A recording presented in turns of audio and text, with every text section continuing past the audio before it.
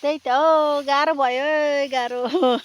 धान घुमेर ध्वंसक रहेछ यताबाट उता उताबाट यता घुमेको गर्नुपर्ने रहेछ यस्तो साह्रो लडेको त थाहा पनि छैन हामीलाई हैन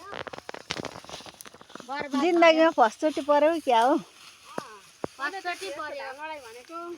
के गर्नु कुहिएर बिजोग छ हैन यस्तो देखाइदिनुहोस् न उहाँ कस्तो छ हाम्रो धान यहाँ हेर्नुहोस् सबै धान काम त मन छ भने आउन सक्नुहुन्छ धान कुहिएर धानको हालत यस्तो छ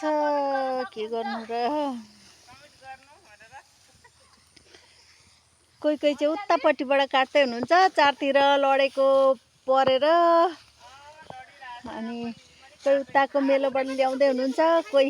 यताको मेलोबाट यताबाट हुँदै हुनुहुन्छ कोही दुईटी यत्रो लडेकोमा मान्छे पनि पाइँदैन उस्तै हालत यस्तो छ धान काट्दा काट्दा हातमा ठेला उठिसक्यो तपाईँहरूको कस्तो लडेको छ विचार कमेन्ट गर्न सक्नुहुन्छ तल हैन तपाईँहरूलाई पनि काट्न इच्छुक हुनुहुन्छ भने आउन सक्नुहुन्छ दया माया छ सघाउने यी नानीलाई आउनुपर्ने भयो अरे सबैजना होइन यहाँ यस्तो कुहिएको धान छ हैन यो के भएको पनि यस्तो साह्रो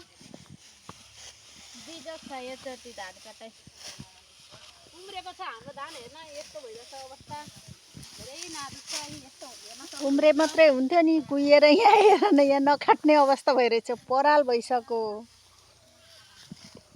खेताला पनि पाइएको छैन आउन सक्नुहुन्छ है तपाईँहरू धान काट्नलाई